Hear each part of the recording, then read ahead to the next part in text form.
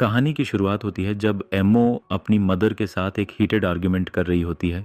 उसकी मदर बार बार उसे कन्विंस करने की कोशिश करती है कि वो उसके साथ और उसके न्यू हस्बैंड के साथ कनाडा चले जाए ताकि वो वहाँ अपनी एजुकेशन कंटिन्यू कर सके। लेकिन एमओ इस आइडिया को पूरी तरह रिफ्यूज़ कर देती है। जब से उसके पेरेंट्स का डिवोर्स हुआ है तब से वो एक फ्रेजाइल होप के साथ जी रही है कि एक दिन उसके फादर और उसका भाई जिन वापस आएंगे, उसे ढूंढेंगे और समहाउ सब लोग फिर से एक फैमिली की तरह साथ रहेंगे।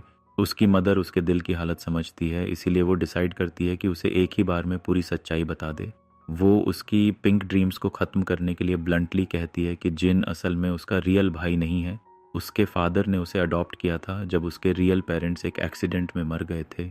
इतना ही नहीं, उसके फादर ने दूसरी शादी भी कर ली है और अब उनका एक और बच्चा भी है।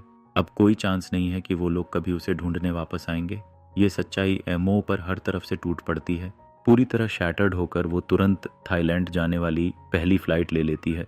वो डिसाइड करती है कि वो खुद जाकर सब कुछ अपनी आंखों से देखेगी। प्लेन में थककर वो सो जाती है। जब उसकी आंख खुलती है तो उसके पास बैठी लड़की उसे जेंटली जगाती है और खुद को इंट्रोड्यूस करती है। मेरा नाम नाना है, वो कहती है। तुम यहाँ टूरिज्म के लिए आई हो या यहीं की हो? मो उससे अपनी पूरी लाइफ स्टोरी शेयर कर देती है कि वो अपने भाई से मिलने जा रही है जिससे उसे सालों से कोई खबर नहीं है। जब नाना थोड़ा टीजिंग अंदाज में पूछती है तो क्या वो हैंडसम है, तो मो का चेहरा इंस्टेंटली सॉफ्ट हो जाता है। वो उसे काइंड, हैंडसम, बहुत हार्ड वर्किंग बताती है, जो हमेशा फर्स्ट आता था और कभी गुस्सा नहीं करता था। उसी मोमेंट सीन बदल जाता है। एक जिन दिखाई देता है, वही काइंड और टॉप स्टूडेंट लड़का, लेकिन अब वो एक इलीगल अंडरग्राउंड बॉक्सिंग रिंग में एंटर करता है। वहाँ फाइट्स ब्रूटल, अनलॉफुल और रॉ होती हैं। साफ दिखता है कि लाइफ ने उसे बुरी तरह तोड़ दिया है और उसे एक बिल्कुल अलग इंसान बना दिया है। बहुत मार खाने के बाद भी वो फाइट जीत जाता है। तभी उसका फ़ोन बजता है। उसके फादर का कॉल आता है कि उसकी सिस्टर उसे मिलने आ रही है और उसे एयरपोर्ट से पिक करना है। जिन मिरर में खुद को देखता है, उसके ब्रूजेस, कट्स और हार्डन्ड फेस, और रियलाइज़ करता है कि वो अब वैसा नहीं दिखता जैसा मो उसे इमेजिन कर रही होगी। अगले दिन जब मो एयरपोर्ट पहुंचती है, जिन उसे मैसेज करता है कि वो गेट के बाहर वेट कर रहा है। वो एक्साइटमेंट में बाहर भागती है, लेकिन अचानक टैक्सी ड्राइवर्स उसे घेर लेते हैं और अपनी कार्स में बैठाने की कोशिश करते हैं। इसी केओस के बीच उसे एक आवाज़ सुनाई देती है, जाइन की आवाज़, जो सबको कहता है कि उसे छोड़ दें, वो उसके साथ जा रही है। वो अपनी जगह से हिलता भी नहीं, बस कॉन्फिडेंस के साथ खड़ा रहता है। एमओ रुक जाती है और उसे घूरती रह जाती है। वो कंफ्यूज हो जाती है, ये आदमी कौन है, उसके हाथ में लाइटर क्यों है, उसके चेहरे की ये हालत किसने की। ऑकवर्डनेस तोड़ने के लिए जिन कहता है, क्या पहचाना नहीं, और कैजुअली बोलता है कि फादर ने उसे पिक करने भेजा है। वो उसका सूटकेस लेकर कार में रखता है, जबकि मो अभी भी शॉक में खड़ी रहती है। वो उसे जल्दी से कार में बैठने को कहता है। पूरे रास्ते मो उसे डिसबिलीफ के साथ देखती रहती है। वो उससे पूछती है कि वो क्या करता है, ये कार उसकी है या उसने चुराई है, और क्या वो अभी भी पढ़ रहा है। जाइन कैजुअली कहता है कि उसने हाई स्कूल के बाद पढ़ाई छोड़ दी। ये सुनकर मो ऑलमोस्ट कंट्रोल खो देती है, क्योंकि पहले वो ब्रिलियंट स्टूडेंट था और टॉप यूनिवर्सिटी में जाने वाला था। तभी एक मोटरसाइकिल उनके पास आकर रुकती है। एक रेड हेयर्ड आदमी जो प्रिजन लाइफ से हार्डन्ड लगता है, जिन को ड्रिंक के लिए बुलाता है। फिर मो की तरफ देखकर स्मर्क करता है और पूछता है कि ये कौन है और क्या ग्रीन स्नैक को पता है कि वो दूसरी लड़कियों के साथ घूम रहा है। जाइन बिना रिएक्ट किए बस उसे इग्नोर करके ड्राइव करता रहता है। मो कुछ समझ नहीं पाती, ना उसके फ्रेंड्स, ना उनका बिहेवियर, ना ये लाइफ। वो सब कुछ अंदर ही अंदर दबा लेती है। जब वो घर पहुंचते हैं तो उसे दूसरा शॉक मिलता है। वो अपने फादर को फ्लोर पे पड़ा हुआ देखती है, पूरी तरह ड्रंक। किचन से उसकी वाइफ की आवाज़ आती है, जो कंप्लेन कर रही होती है कि वो सिर्फ शराब पीता है और खुद को बर्बाद कर रहा है। फिर वो मो को नोटिस करती है और उसे ग्रीट करती है। वो अपनी छोटी बेटी चेन को बुलाती है, जो लगभग 6 साल की है, और उसे अपनी बड़ी सिस्टर से मिलने को कहती है। मो के लिए ये सब चेंजेस समझना बहुत मुश्किल हो जाता है। वो अपने लाए हुए गिफ्ट सबको देती है। बाद में सब साथ में खाना खाते हैं। तभी जिन का फ्रेंड ऐसा आता है और उसे नीचे ले जाकर बात करता है। मो को बुरा लगता है कि उसने उसका गिफ्ट भी नहीं खोला। थोड़ी देर बाद वो उनके पीछे जाती है। वो देखती है कि एस उससे पूछ रहा है, क्या तुम जीने से थक गए हो या खुद को मरवाना चाहते हो। ये सुनकर उसकी चिंता और बढ़ जाती है। एस उसे नोटिस करता है और मुस्कुराकर कहता है, तुम्हारा नाम नाइट जैसा मतलब रखता है ना, वर्कशॉप आना, एक बड़ा सीक्रेट बताऊंगा।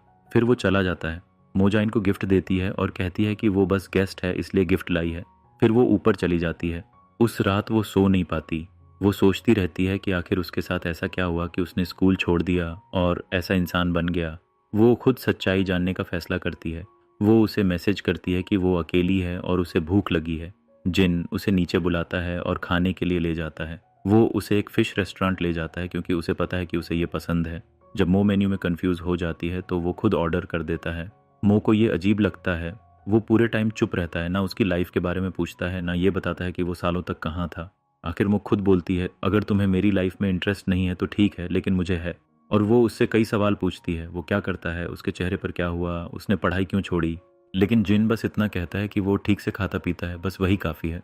तभी उसका रेड हेड फ्रेंड फैंग आ जाता है और उसे टीज करता है कि वो पार्टी छोड़कर लड़की के साथ बैठा है। जिन थोड़ा नॉर्मल बिहेव करता है ताकि मो कंफर्टेबल हो जाए, फिर क्वाइटली उसकी प्लेट से ऑनियंस निकाल देता है क्योंकि उसे पता है कि वो उन्हें पसंद नहीं करती। लेकिन तब तक एमो अपसेट हो चुकी होती है और खाना नहीं खाती है। वो दोनों वापस घर जाने के लिए निकलते हैं। रास्ते में एमो उससे पूछती है कि ग्रीन स्नेक कौन है और क्या वो किसी रिलेशनशिप में है। वो सवाल अवॉइड करने ही वाला होता है कि तभी अचानक कुछ आदमी रेस्टोरेंट में घुस आते हैं। साफ दिख रहा होता है कि वो उससे लड़ाई करने आए हैं। तुरंत केओस शुरू हो जाता है। फैंग उसे अपना स्कूटर की देता है ताकि वो पहले अपनी सिस्टर को घर छोड़ दे और बाद में फाइट हैंडल करे। इस पूरे सीन के बीच मो को लगता है जैसे वो किसी दूसरी दुनिया में है। वो बस उसके पीछे बैठकर राइड कर रही होती है और खुश होती है कि आखिर वो दिन आ ही गया जब वो फिर से साथ हैं।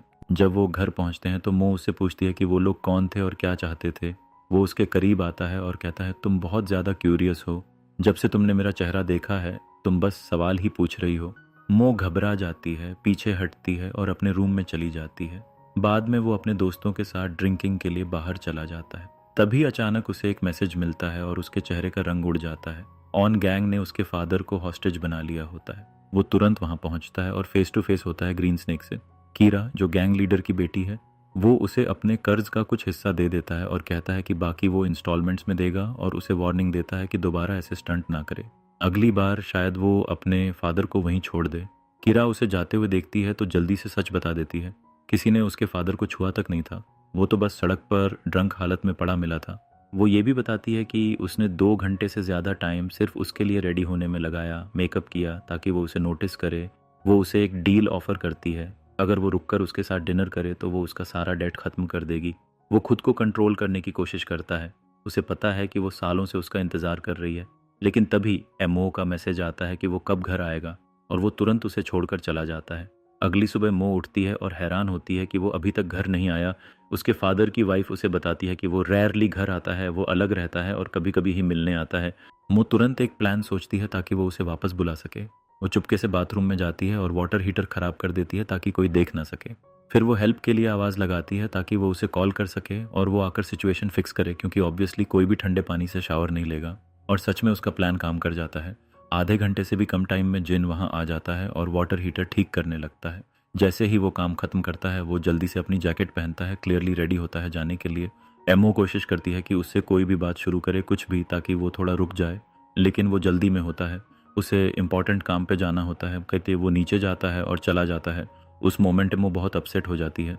वो उसके पीछे बाहर जाती है और पहली टैक्सी में बैठ जाती है। डिसाइड करती है कि वो उसका पीछा करेगी और पता लगाएगी कि वो ऐसा कौन सा काम करता है। वो देखती है कि वो अपनी कार पार्क करता है और फिर पैदल चलने लगता है, तो वो भी जल्दी से उतर जाती है। अचानक वो उसे अपने सामने खड़ा देखती है। उसने उसे टैक्सी में बैठते ही नोटिस कर लिया था। मो शॉक होने का एक्टिंग करती है और इनोसेंट बनती है। ओ माय गॉड, क्या कोइंसिडेंस है। मैं बस बोर्ड हो गई थी, इसलिए सिटी में घूमने निकल गई। लेकिन उसे पता होता है कि वो झूठ बोल रही है। वो उसे कुछ पैसे देता है और कहता है कि घर जाओ और उसका पीछा करना बंद करो। फिर वो अपनी कार में बैठकर चला जाता है। मो फिर से एक टैक्सी ढूंढने की कोशिश करती है ताकि वो अपनी सर्विलांस जारी रख सके, और अचानक उसकी मुलाकात फेंग से हो जाती है। वो तुरंत कहती है, तुम जिनसे मिलने जा रहे हो ना, मैं भी उसी के पास जा रही थी, टैक्सी ढूंढ रही थी, हमें मिलना है। वो फैंग को पूरी तरह ट्रिक कर देती है और वो उसे अपने साथ ले जाता है, ये सोचकर कि वो उसकी मदद कर रहा है। उसी समय जिन का बॉक्सिंग मैच होने वाला होता है। इन अंडरग्राउंड मैचेस में लोग फाइटर्स पे बेटिंग करते हैं और विनर सब कुछ जीतता है। बिंग और मो के फादर दोनों वहां मौजूद होते हैं, लेकिन उसका फादर बिंग को सपोर्ट कर रहा होता है। ये साफ दिखता है कि उसके और जिन के बीच गहरी दुश्मनी है, लेकिन रीजन अभी तक किसी को नहीं पता। जिन की तरफ से लिन, जो कार शोरूम ओनर है, उस पर बेट लगा रहा होता है। उसे पूरा कॉन्फिडेंस होता है कि जिन जीतेगा, इसलिए वो बहुत बड़ी अमाउंट का बेट लगाता है। जितनी बड़ी बेट होती है, मैच उतना ही डेंजरस हो जाता है। इस दौरान जिन लॉकर रूम में वार्म अप कर रहा होता है। उसे किसी अननोन आदमी की बातें याद आती हैं, जिसका चेहरा छुपा हुआ था, जिसने कहा था कि एन फैमिली ने उसके साथ गलत किया है और वो जो कुछ कर रहा है वो सब वापस पाने के लिए है। तभी फेंग मो को लेकर वहां पहुंचता है और सिक्योरिटी गार्ड को पैसे देकर उसे अंदर ले आता है। कि जैसे ही मो अपने भाई को रिंग में देखती है, वो यकीन नहीं कर पाती। वो फेंक से बार बार रिक्वेस्ट करती है कि जाइन को तुरंत बाहर निकालो। वो खुद बेटिंग का पैसा देने के लिए भी रेडी हो जाती है।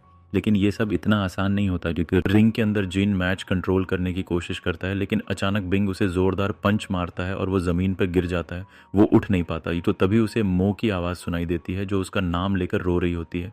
अचानक उसके अंदर एनर्जी वापस आ जाती है। वो उठता है और फाइट जारी रखता है, क्योंकि उसे पता है कि जब तक बिंग नहीं गिरेगा वो उसे छोड़ेंगे नहीं।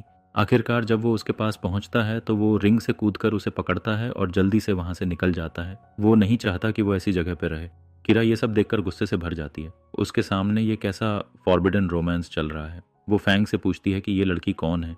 जब वो अपने दोस्त को बचाने के लिए सवाल अवॉइड करने की कोशिश करता है तो वो तुरंत उसे थप्पड़ मार देती। इसी बीच मो अनकंट्रोलेबली रो रही होती है। ते उसने कभी इमेजिन नहीं किया था कि वो खुद को इस हालत में ले आएगा। जिन उसे कार में बैठाकर घर ले जाने लगता है, लेकिन वो खुद को प्रॉपरली एक्सप्लेन नहीं कर पाता। मो उसे बताती है कि उसने सालों तक उस दिन का इंतजार किया जब वो फिर से मिलेंगे, लेकिन अब उसे रिग्रेट हो रहा है। उसे लगता है कि अगर उसने इतने सालों में कभी उससे कांटेक्ट नहीं किया तो साफ है कि उसकी लाइफ में उसकी कोई इंपॉर्टेंस नहीं थी। वो कहती है कि अब सब खत्म है। वो फ्लाइट बुक करके अपनी मदर के साथ कनाडा चली जाएगी। अचानक बिंग अपनी कार से उनका रास्ता रोक देता है। वो एक खतरनाक स्माइल देता है और अपनी उंगली गले पे फेरकर थ्रेट करता है, लेकिन जाइन ऐसे चाइल्डिश डर से रिएक्ट नहीं करता। वो समझ जाता है कि वो उसे कार रेस के लिए फोर्स कर रहे हैं। वो मो को अपना फ़ोन देता है और कहता है कि लास्ट सेव्ड लोकेशन खोलकर उसे सही डायरेक्शन देती रहे, और एक पल में रेस शुरू हो जाती है। कार्स तेज स्पीड से एक दूसरे के पीछे भागने लगती हैं। इंजन्स जोर से गरजते हैं। बीच में एक और कार भी रेस में शामिल हो जाती है। मो को कुछ समझ नहीं आता और वो पैनिक हो जाती है।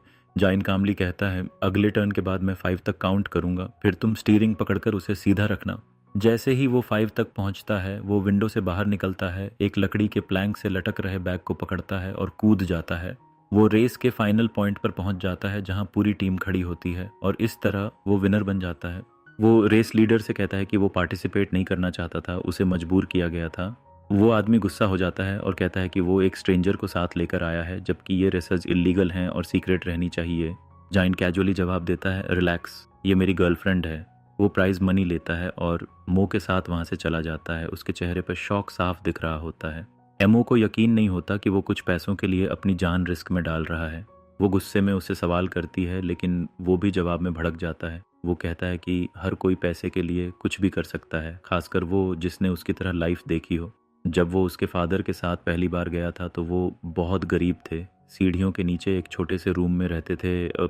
बारिश होती थी तो पानी उनके शरीर तक पहुंच जाता था। फिर हालत और ख़राब हो गई और वो रूम भी चला गया और उन्हें ब्रिजेस के नीचे सोना पड़ा। जब थोड़ी सी लाइफ बेटर हुई, उसके फादर ने शादी की, रेस्टोरेंट खोला और एक बेटी हुई। तभी पता चला कि उस लड़की को हार्ट प्रॉब्लम है और उसे अर्जेंट सर्जरी की ज़रूरत है। जाइन के पास कोई ऑप्शन नहीं था, उसे स्कूल छोड़ना पड़ा। ये रास्ता ही एकमात्र तरीका था जिससे वो पैसे कमा सकता था जिनके बारे में एमओ इतनी आसानी से बात कर रही थी। मो कहती है कि वो सब अब पास्ट है। वो उसकी मदद करना चाहती है ताकि वो अपनी लाइफ सही कर सके और ऑनेस्ट काम करे। वो ठंडे अंदाज में पूछता है, तुम किस हक से मदद कर रही हो? तुमने तो अपना फैमिली नेम भी बदल लिया। मो समझ जाती है कि वो अंदर से बहुत हर्ट है उसकी मदर की वजह से, जिसने उन्हें छोड़ दिया और कभी कांटेक्ट नहीं किया। वो सजेस्ट करती है कि वो फिर से अपने पुराने घर में साथ रहें और नई शुरुआत करें, लेकिन अंदर से जेन जानता है कि ये इतना आसान नहीं है। सुबह होने पर वो उसे होटल ले जाता है। उसकी मदर खुद उसे वापस ले जाने आई होती है। मो कहती है कि वो कनाडा नहीं जाएगी, वो अपने पुराने स्कूल में पढ़ाई कंटिन्यू करना चाहती है, लेकिन उसकी मदर बताती है कि वो अपना घर बेचकर परमानेंटली कनाडा शिफ्ट होने वाली है। एमओ हैरान रह जाती है कि वो उस आदमी पर इतना ट्रस्ट कैसे कर रही है। वो उसे वार्न करती है, अगर वो तुम्हें छोड़ दे तो तुम कहाँ जाओगी। वो आदमी इंसल्ट फील करता है और क्वाइटली वहाँ से चला जाता है ताकि वो अपने फैमिली मैटर खुद सॉल्व कर सकें। जब उसकी मदर को पता चलता है कि जिन उसे यहाँ लाया है तो वो गुस्से में आ जाती है। वो उसे बैड इन्फ्लुएंस मानती है और मो को बार बार उससे दूर रहने को कहती है, खासकर क्योंकि वो असली भाई बहन नहीं है। आर्ग्यूमेंट के बीच वो ये भी बता देती है कि जिन पहले उसे कई बार कॉल करता था लेकिन उसी ने उसे दूर रहने को कहा था। मो गिल्ट से भर जाती है। इतने साल वो उसे ब्लेम करती रही जबकि असली वजह उसकी मदर थी। वो डिसाइड करती है कि वो यहीं रहेगी, वो कनाडा नहीं जाएगी। वो अपने फादर और जिन के साथ रहने का फैसला करती है। वो घर लौटती है जहां उसकी छोटी सिस्टर उसे रूम में रोते हुए देखती है। वो चुपचाप एक पेपर पर जिन के वर्क प्लेस का एड्रेस लिखकर उसे दे देती है। शाम को मो वहां जाती है और डिस्कवर करती है कि उसका अपना कार रिपेयर वर्कशॉप है। जब रात के 12 बजते हैं वो मुस्कुराकर कहती है, हैप्पी बर्थडे। जाइन फ्लैशबैक में चला जाता है जब वो बचपन में उसका बर्थडे साथ मनाते थे। उसकी मदर ने एक बार उससे उसका बर्थडे पूछा था और जब उसे नहीं पता था तो उसने डिसाइड किया कि दोनों का बर्थडे एक ही दिन मनाया जाएगा। वो मो को स्ट्रॉबेरी केक खरीदने ले जाता है जो उसे बहुत पसंद है, साथ में कैंडल्स भी लेता है। क्यूरियोसिटी में मो पूछती है वो तुम्हारा असली बर्थडे कब है। वो कहता है कि ये मैटर नहीं करता, उसके लिए सिर्फ उसका बर्थडे इंपॉर्टेंट है। ये बात उसके दिल में गहराई तक बैठ जाती है। वो चाहती है कि वो हर साल साथ में सेलिब्रेट करें। थोड़ी शराब और एक्साइटमेंट में वो ज़्यादा बोलने लगती है। वो कहती है कि उसे अपनी मदर की चिंता है कि उसका न्यू हस्बैंड कहीं उसे धोखा देकर छोड़ ना दे। जाइन कहता है कि उसकी मदर स्ट्रांग है और उसे उसके डिसीजंस के लिए रिस्पेक्ट करना चाहिए। वो धीरे से उससे पूछता है कि जब उसे पता चला कि वो उसका असली भाई नहीं है तो उसे कैसा लगा। ये सुनकर माहौल एकदम टेंस हो जाता है। वो टॉपिक बदल देती है और पूछती है कि क्या वो वहाँ रात रुक सकती है। जब वो मना करता है तो वो इमोशनल होकर कहती है कि अगर वो अभी घर गई तो कोई जागा नहीं होगा, फादर ड्रंक होगा और बाहर बारिश भी हो रही है। हर रीज़न उसे वहीं रुकने की तरफ इशारा करता है। वो ज़्यादा पी लेती है और बीमार हो जाती है। जेन पूरी रात उसके पास रहता है जब तक वो ठीक नहीं हो जाती और सो नहीं जाती। वो सोचता है कि वो कितनी जल्दी बड़ी हो गई है। ईते उसे याद आता है जब उसके फादर उसे पहली बार घर लाए थे। उसकी मदर उस समय प्रेग्नेंट थी और गरीबी की वजह से उसे एक्सेप्ट नहीं कर रही थी। लेकिन जब मो बड़ी हुई और उससे बॉन्ड बना लिया तब उसकी मदर ने उसे रहने दिया। अगली सुबह जब उसके दोस्त वर्कशॉप पर आते हैं तो वो उन्हें धीरे बोलने को कहता है क्योंकि कोई सो रहा है। वो सब हैरान रह जाते हैं क्योंकि पहले कभी कोई उसके रूम में आया तक नहीं था। जब मो उठती है तो वो देखती है कि उसने खुद ब्रेकफास्ट बनाया है। वो उससे रिक्वेस्ट करती है कि उसे कुछ दिनों के लिए उसके साथ रहने दे, लेकिन वो साफ मना कर देता है। दूसरी तरफ लिन अपने असिस्टेंट पे प्रेशर डाल रहा होता है कि वो उस इंसान को ढूंढे जिसे वो काफ़ी समय से सर्च कर रहा है। एक माउंटेन रेस के दौरान उसने एक ब्लैक कार देखी थी जो उससे आगे निकल गई थी। उसकी स्पीड और कंट्रोल बहुत ही एक्सट्रीम था। उसकी क्यूरियोसिटी उसे ये बात भूलने नहीं देती। उसी दिन बाद में बिंग और उसके आदमी वर्कशॉप में घुस आते हैं। साफ दिख रहा होता है कि वो ट्रबल करने आए हैं। मोसन से पूछती है कि क्या वो ब्लॉन्ड हेयर्ड आदमी वही है जो बॉक्सिंग मैच में था। वो कंफर्म करता है और बताता है कि वो एन फैमिली से है। जिन पहले उनके लिए काम करता था और जब से उसने छोड़कर अपना काम शुरू किया है वो लोग बीच बीच में आकर जगह तोड़ते रहते हैं। एमओ दूर से सब देख रही होती है, लेकिन जब उनमें से एक आदमी हद पार कर देता है और उस कार को तोड़ने की कोशिश करता है जिसे वो सुबह से रिपेयर कर रहे थे, तो वो गुस्से में आ जाती है और चिल्लाती है कि ये जगह उसके फैमिली की है और उसे लात मार देती है। फिर फाइट शुरू हो जाती है। हर कोई हर किसी से लड़ रहा होता है। मो अपना फ़ोन निकालती है और पुलिस को कॉल कर देती है। गैंग तुरंत वहाँ से भाग जाता है। वो कंफ्यूज हो जाती है कि शुरू से पुलिस को क्यों नहीं बुलाया गया। एस समझाता है कि जब तक कोई मर नहीं रहा तब तक बात को इतना बढ़ाने की ज़रूरत नहीं होती। वैसे भी जाइन यूजुअली उन्हें क्वाइटली हैंडल कर लेता है, लेकिन इस बार वो कंट्रोल खो बैठा क्योंकि वो उसके पास आने की कोशिश कर रहे थे। उसी समय लिन का असिस्टेंट उसे एस की कार की फ़ोटो भेजता है। उसमें ट्रिपल इंजन होता है, बिल्कुल उसी ब्लैक कार जैसा जो उसने माउंटेन रेस में देखा था। लिन को यकीन हो जाता है कि यही ड्राइवर उसे आंसर्स तक ले जा सकता है। वो सैंस के पेट शॉप पे जाता है और माउंटेन रेस और ब्लैक कार के बारे में पूछता है। एस तुरंत समझ जाता है कि बात जिन की हो रही है। वो सवालों को जितना हो सके अवॉइड करने की कोशिश करता है, लेकिन जब लिन बार बार पूछता है तो एस मान लेता है कि वही ड्राइवर था। हालांकि लिन को पूरा भरोसा नहीं होता, लेकिन वो उसे माउंटेन रेस के लिए चैलेंज करता है। एस मान जाता है और तुरंत जिन को सब बताने चला जाता है। जोइन कहता है कि ये कोई बड़ी बात नहीं है, वो बस कोइंसिडेंस से उसे क्रॉस कर गया था। फिर वो उसे गराज ले जाता है और वो ब्लैक कार दिखाता है जो वो चला रहा था।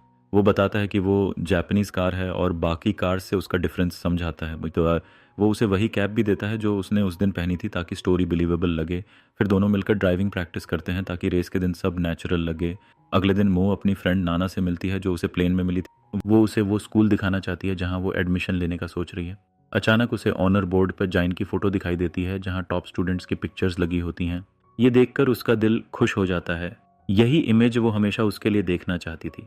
बाद में वो वर्कशॉप जाती है और जेन को स्मोकिंग करते हुए देखती है। वो उसे सीरियसली कहती है कि स्मोकिंग हेल्थ के लिए हार्मफुल है। वो ये भी कहती है कि अब वो उसे उसके रियल नेम से बुलाएगी और उसे भाई की तरह ट्रीट नहीं करेगी क्योंकि उसके हिसाब से वो उस टाइटल के लायक नहीं है। जाइन ये सुनकर क्लियरली अपसेट हो जाता है तो वो उसकी इस बिहेवियर का आदी नहीं है। फिर वो उससे कहती है कि जब वो ड्राइविंग प्रैक्टिस करने जाए तो उसे भी साथ ले जाए। जिन उसके मूड स्विंग से पूरी तरह कंफ्यूज्ड हो जाता है। ये कभी वो स्वीट होती है और उसे चिपकी रहती है और कभी उसका चेहरा देखना भी पसंद नहीं करती। वो एस से पूछता है कि इसका कोई लॉजिकल रीज़न है क्या।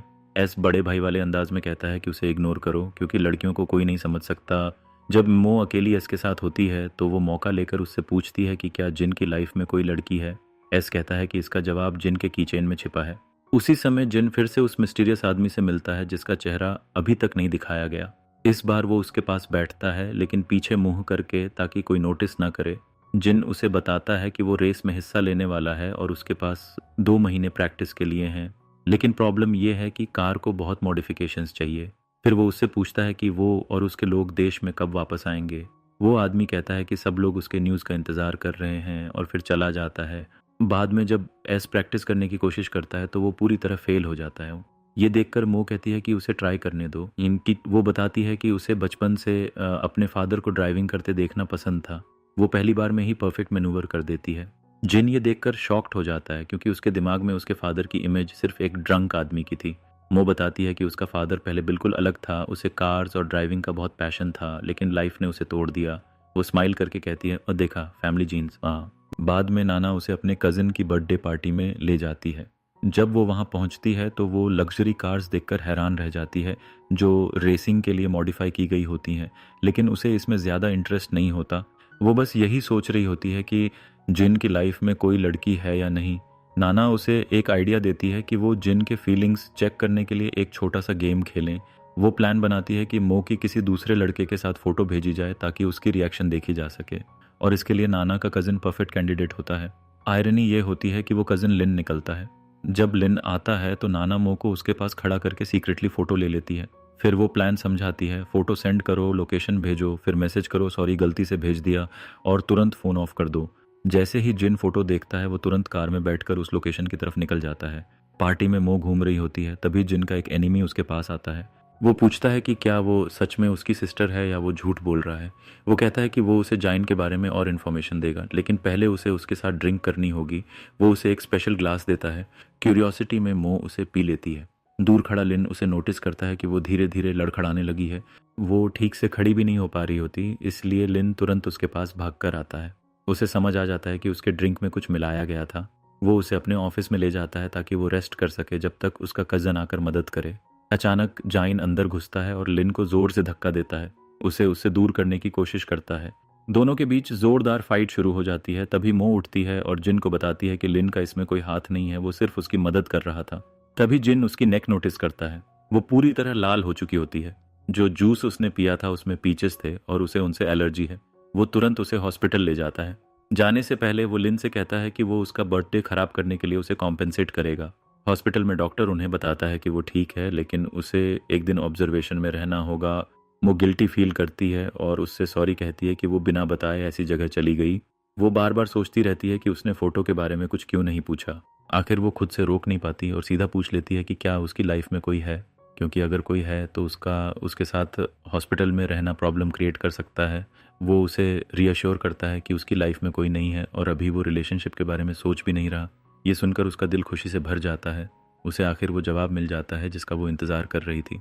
हॉस्पिटल से डिस्चार्ज होने के बाद वो फिर से उसे कन्विंस करने लगती है कि वो उसे अपने घर ले जाए। वो वही इमोशनल तरीका यूज़ करती है तो वो कितनी अकेली है, और जब वो बीमार थी तो किसी ने उसका ख्याल नहीं रखा। आखिर वो मान जाता है और उसे अपने साथ ले जाता है, लेकिन असल में उसका एक और मोटिव होता है। वो उसके कीचेन मेडल को ढूंढना चाहती है, जैसा एस ने बताया था। वो पूरा रूम उलट पुलट कर देती है लेकिन उसे कुछ नहीं मिलता। बाद में वो नाना के साथ स्कूल जाती है एडमिशन के बारे में पूछने। एक प्रॉब्लम होती है कि पहले उसे लैंग्वेज कोर्स ज्वाइन करना होगा। नाना तुरंत सॉल्यूशन देती है और बताती है कि उसके फैमिली का लैंग्वेज इंस्टीट्यूट है। वो उसे वहाँ रजिस्टर कराने ले जाती है। जब मो घर लौटती है तो गेट बाहर से लॉक्ड होता है। उसे लगता है कि जिन ने जानबूझकर ऐसा किया ताकि वो दूसरे घर चली जाए, लेकिन जब वो वहाँ पहुँचती है तो वो डोर भी लॉक्ड होता है और कोई जवाब नहीं देता। वो अपने फादर की वाइफ को कॉल करती है जो बताती है कि वो अपनी बेटी के साथ विलेज गई है और 2 दिन बाद आएगी। फिर वो अपने फादर को सड़क पे कूड़ेदान के पास सोता हुआ पाती है, पूरी तरह ड्रंक। वो उसे उठाने की कोशिश करती है ताकि वो घर जा सकें, लेकिन वो मना कर देता है। वो कहता है कि वैसे भी इलेक्ट्रिसिटी नहीं है और बिना एसी के घर जाने का कोई मतलब नहीं। वो उसे एक कपड़े से ढक देती है और उसके पास बैठकर वेट करने लगती है। तभी किस्मत से जिन वहाँ से गुजरता है और उन्हें देख लेता है। वो तुरंत समझ जाता है और मजाक में कहता है कि वो अपने फादर के साथ सड़क पर रात बिताने वाली है। वो उन्हें घर ले जाता है और इलेक्ट्रिसिटी ठीक कर देता है ताकि वो अंदर रह सके। तब वो उसे बताता है कि वो कुछ दिनों के लिए पार्ट्स लेने जा रहा है। मो उसे बताती है कि उसने यहीं रहने का फैसला कर लिया है और स्कूल एडमिशन भी शुरू कर दिया है। ये सुनकर वो सच में खुश हो जाता है। जो वो उससे पूछता है कि क्या वो श्योर है कहीं 1 महीने बाद अपना डिसीजन बदलकर कनाडा ना चली जाए। वो उसे भरोसा दिलाती है कि ये उसका फाइनल डिसीजन है, वो उसके साथ रहना चाहती है। इसके बाद जिन अपनी कार के लिए स्पेयर पार्ट्स हर जगह ढूंढता है, लेकिन उसे कहीं नहीं मिलते। उसे समझ आता है कि अब उसे खुद ही पार्ट्स बनाना पड़ेगा। जब रेस का दिन आता है तो वो जीत जाता है और टॉप रैंक्स में पहुंच जाता है। अब वो अनऑफिशियली टीम का हिस्सा बन जाता है। वो अपने मिस्टीरियस पार्टनर को कॉल करके बताता है कि सब प्लान के अनुसार हो रहा है। अगले दिन मोनाना के साथ लिन के कार शोरूम जाती है। वो कार्स देखकर बहुत एक्साइटेड हो जाती है और हर एंगल से फ़ोटोज़ लेने लगती है। जब लिन उन्हें कैमराज में देखता है तो वो अपने कज़िन को क्वाइटली नाना को वहाँ से हटाने के लिए कहता है ताकि वो मो से अकेले बात कर सके। वो उससे पूछता है कि उसे किसने उसके पास भेजा और उस पर आरोप लगाता है कि वो उसके कज़न के ज़रिए उसके करीब आना चाहती है। मो उसकी बात सुनकर शॉक्ड हो जाती है। उसे तो ये भी नहीं पता कि वो कौन है। वो कहती है कि वो बस कार्स देखने आई है और ऑनेस्टली वहाँ की कार्स इतनी भी इम्प्रेसिव नहीं है। ये सुनकर लिन इंसल्ट फील करता है।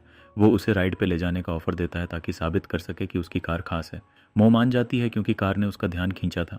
राइड के दौरान वो कार के हर डिटेल के बारे में पूछती है और बताती है कि उसका एक दोस्त भी कार्स को इतना ही पसंद करता है। वो उसे घर छोड़ देता है तो उसी समय उसके फादर की वाइफ उन्हें साथ देख लेती है और तुरंत जिन को कॉल करती है। वो बताती है कि उसकी सिस्टर शायद किसी रिलेशनशिप में है और उसे ध्यान रखना चाहिए कि उसे कोई धोखा ना दे। जिन गुस्से में आ जाता है सो वो मो को वॉक पर ले जाता है और उसे एक स्कूल की स्टोरी बताता है जहां एक लड़के ने लड़की को अपने दोस्तों के सामने शो ऑफ करने के लिए यूज़ किया था। वो उनके प्राइवेट मोमेंट्स भी शेयर करता था। जब लड़की को ये पता चला तो वो डिप्रेशन में चली गई और बिल्डिंग से कूद गई। मो को लगता है कि वो एग्जैजरेट कर रहा है। हर रिलेशनशिप इतना बुरा एंड नहीं होता। जब वो वर्कशॉप लौटते हैं तो उसके दोस्त पहले से वहाँ होते हैं ताकि सब साथ में खाना खा सकें। एमओ अंदर जाकर हाथ धोने जाती है और अचानक उसके सामने कीरा खड़ी होती है कि ये वो उसे देखकर सीधे पूछती है, तो तुम ही हो वो ग्रीन स्नेक जिसके बारे में सब बात करते हैं? कीरा स्मार्क करती है और जवाब देती है, और तुम वही छोटी सिस्टर हो जो बॉक्सिंग मैच में थी। दोनों के बीच टेंशन तुरंत बढ़ जाता है और फाइट जैसी सिचुएशन बन जाती है, लेकिन जिन सही समय पर आकर सब रोक देता है। जब सब खाना खाने बैठते हैं तो साफ दिखता है कि कीरा बहुत जेलस है, खासकर जिस तरह सब मो के साथ बिहेव कर रहे हैं। और जब जिन सबके सामने मो के लिए खाना तोड़कर देने लगता है तो कीरा की जेलसी और बढ़ जाती है।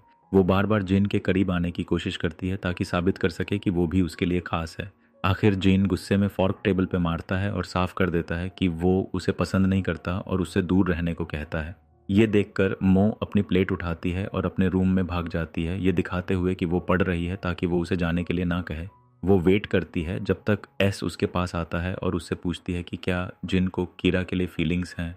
एस उसे एश्योर करता है कि ये रिलेशनशिप पॉसिबल ही नहीं है क्योंकि कीरा ऑन गैंग के लीडर की बेटी है। बाद में मो बाहर आती है ताकि माहौल देख सके। वो जिन और कीरा को अकेले खड़े बात करते हुए देखती है। वो एक कार के पीछे छुपकर उनकी बात सुनने लगती है, लेकिन जाइन उसे देख लेता है और इशारे से उसे जाने को कहता है। फिर वो उससे कहता है कि वो अब वर्कशॉप में ना आए और पूछता है कि वो सच में वहाँ क्या कर रही है।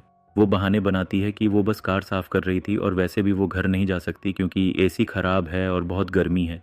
वो भागकर अपने रूम में जाती है और डोर लॉक कर लेती है। अगली सुबह वो देर से उठती है और एकेडमी के लिए लेट हो जाती है। वो इनडायरेक्ट हिंट्स देती है ताकि जिन उसे लिफ्ट दे दे। थोड़ी नानुकुर के बाद वो मान जाता है। जब वो कार से उतरने लगती है तो वो उसे ब्रेकफास्ट देता है। वो उसे स्कूल की तरफ से पेरेंट्स मीटिंग का इनविटेशन देती है। ये देखकर वो जेन्युइनली खुश हो जाता है क्योंकि वो उसे अपना फैमिली मानती है। उसी समय लिन अभी भी ब्लैक कार के ओनर को ढूंढ रहा होता है। वो मो के फादर के रेस्टोरेंट जाता है क्योंकि उसे याद आता है कि उसने कहा था कि उसका एक दोस्त भी कार से इतना ही प्यार करता है। जब वो जीन को वहाँ काम करते देखता है तो उसे तुरंत समझ आ जाता है कि यही वो आदमी है जिसे वो ढूंढ रहा था। अगले दिन जेन उसे अपनी स्कूल शर्ट देता है जो वो पहले पहनता था। उसके सारे दोस्त शॉक्ड हो जाते हैं क्योंकि वो उस शर्ट को बहुत खास मानता था। जब मो उसे स्कूल में पहनकर जाती है तो उसके क्लासमेट्स भी हैरान हो जाते हैं। वो पूछते हैं कि उसे ये कहाँ से मिली क्योंकि ये शर्ट सिर्फ टॉप स्टूडेंट्स को मिलती थी और उस पर गोल्ड में लोगो बना होता है। अब उसे समझ आता है कि वो इसे इतना संभाल कर क्यों रखता था। स्कूल के बाद वो एस के शॉप पे जाती है। वहाँ उसे एक गरीब सा डॉग दिखता है। एस उसे उसकी कहानी बताता है कि उसकी मदर ने उसे जन्म के बाद छोड़ दिया था और उसने उसे सड़क से उठाकर रखा। वो कहता है कि अगर उसे इतना पसंद है तो वो उसे जिन के घर ले जाकर पाल सकती है। एमो जानती है कि जिन मना करेगा, लेकिन फिर भी कोशिश करने का फैसला करती है। शायद उसके अंदर की ह्यूमैनिटी जाग जाए। जैसा सोचा था वो मना कर देता है और कहता है कि वो वैसे भी जल्द ही चली जाएगी और डॉग को छोड़ देगी। उसकी ये बात सुनकर वो गुस्से में आ जाती है। उसे समझ आता है कि वो उसे भी ऐसे ही ट्रीट कर रहा है दूरी बनाकर, क्योंकि उसे डर है कि वो भी उसे छोड़ देगी। वो गुस्से में वहाँ से चली जाती है। गिल्ट महसूस करते हुए जिन वापस सैन के पास जाता है और डॉग ले आता है ताकि उसे दे सके। अगले दिन जब मो स्कूल से लौटती है और डॉग को देखती है तो वो बहुत खुश हो जाती है। वो भागकर उसका थैंक्स करती है। बाद में वो अपना ड्राइविंग लाइसेंस टेस्ट देती है और पास हो जाती है। नाना कहती है कि अब सही समय है कि वो सीरियसली ड्राइविंग प्रैक्टिस शुरू करे। जब लिन और एस की माउंटेन रेस का दिन आता है तो मो जल्दी पहुंच जाती है। जब लिन उसे देखता है तो उससे बात करने लगता है और खुद उसके लिए जूस बनाता है। वो उसे ऑफर करता है कि वो उसे माउंटेन तक ड्राइव करके ले जाएगा क्योंकि एस अभी नहीं आया और रास्ता लंबा है। मो मान जाती है और कार के बारे में सवाल पूछती रहती है। वो उसे रेसिंग और कार्स के बारे में सब डिटेल में बताता है। ये एस की पहली माउंटेन रेस होती है और उसे रोड हैंडल करने में मुश्किल होती है, लेकिन वो टाइम पे पहुंच जाता है। एमओ मजाक में कहती है कि वो रेस छोड़ दे, लेकिन उसका ओवर कॉन्फिडेंस बढ़ जाता है। जैसे ही वो स्टार्ट करता है वो गलती से कार लेफ्ट ले जाता है। लिन तुरंत रेस रोक देता है और कहता है कि बस अब काफ़ी है। उसे समझ आ जाता है कि ब्लैक कार का असली ओनर कौन है। वो एस से जिन की कैप लेता है ताकि उसे पर्सनली वापस दे सके। वापस आते समय मो ड्राइव करने की बात करती है और कहती है कि नीचे उतरना ज़्यादा मुश्किल होता है। जब वो नीचे पहुंचते हैं तो लिन शॉक्ड हो जाता है कि उसने सिर्फ 23 मिनट्स में ड्राइव कर लिया। बाद में मो एस से कहती है कि उसे अपना लुक चेंज करना चाहिए, बाल कटवाने चाहिए और स्टाइल इंप्रूव करना चाहिए। अगले दिन जब वो वर्कशॉप जाती है तो वो उसे पहचान ही नहीं पाती। उसने सब कुछ बदल लिया होता है जैसा उसने कहा था। वो 10 मिनट तक उसकी तारीफ करती रहती है। ये देखकर जिन जेलस हो जाता है। वो उसे बुलाता है और पूछता है कि वो रोज़ वर्कशॉप क्यों आती है और उसके करीब आने की कोशिश क्यों करती है। वो ये भी पूछता है कि क्या वो ये सब इसलिए कर रही है क्योंकि वो उनके बीच कुछ चाहती है। उसकी ये सीधी बात सुनकर मो घबरा जाती है, उसे धक्का देती है और चली जाती है। बाद में लिन फिर रेस्टोरेंट आता है और जिन को उसकी कैप वापस देता है। अब उसे पूरा यकीन हो जाता है कि वही ब्लैक कार का ओनर है। वो उसे रेस के लिए इनवाइट करता है, लेकिन जिन मना कर देता है और कहता है कि उसे ऐसी चाइल्डिश कंपटीशन में इंटरेस्ट नहीं है। उसका फोकस सिर्फ उस रेस में टॉप 3 में आने का है जिसमें वो ऑलरेडी पार्टिसिपेट कर रहा है, क्योंकि इसी से उसे वो इन्फॉर्मेशन मिलेगी जो वो ढूंढ रहा है। कुछ स्किल्स की कमी होने के कारण वो अपने फादर से एडवाइस लेता है। उसका फादर कहता है कि उसे कार के हर पार्ट को इतना समझना होगा कि उसके हाथ खुद चलने लगें। जिन डिलीवरी का काम शुरू करता है अपने फादर के रेस्टोरेंट में ब्लैक कार के साथ, ताकि वो प्रैक्टिस कर सके। जब भी कोई प्रॉब्लम आती है वो अपने फादर की मदद से उसे ठीक करता है। इसी बीच मो उससे दूरी बना लेती है क्योंकि वो उसकी बातों को समझ नहीं पा रही होती। स्कूल के पहले दिन काई नाम का लड़का उससे बात करने की कोशिश करता रहता है। वो उससे बचने के लिए बाथरूम में छुप जाती है और फिर विंडो से बाहर निकल जाती है। तभी वो जेन को एक सस्पिशियस आदमी के साथ देखती है जो उसे बैग देता है और बदले में वो उससे पैसे देता है। वो सोचती है कि कहीं ये इल्लीगल काम तो नहीं है। तभी काई फिर से आ जाता है और वो उससे गुस्से में पूछती है कि वो उसे कैसे ढूंढ लेता है। फिर वो वहाँ से चली जाती है। वो जिन से पूछती है कि क्या वो उसे लेने आया है और वो उसे साथ ले जाता है। रास्ते में वो कैजुअली पूछता है कि वो लड़का कौन था जो उसके पास खड़ा था। उसकी जेलसी साफ दिख रही होती है। अगले दिन वो फिर वर्कशॉप जाती है। एस उसे खुशी से वेलकम करता है, लेकिन वो फिर अपसेट होकर चली जाती है। शाम को जिन अकेला बैठा उसे ड्रॉ कर रहा होता है और उनकी सारी यादें याद कर रहा होता है। अब उसे अपने फीलिंग्स का यकीन हो जाता है, लेकिन उसे समझ नहीं आता कि कब कन्फेस करे। उसी समय लिन लगातार उसे रेस के लिए मनाने की कोशिश कर रहा होता है। उसे पता चलता है कि जिन कुछ खास कार पार्ट्स ढूंढ रहा है जो उसे कहीं नहीं मिल रहे। दूसरी तरफ मो एस की कार से प्रैक्टिस कर रही होती है, लेकिन उसे लगता है कि कुछ मिसिंग है। नाना सजेस्ट करती है कि किसी को हेल्प के लिए बुलाना चाहिए और इसके लिए उसका कज़न सबसे अच्छा ऑप्शन होता है।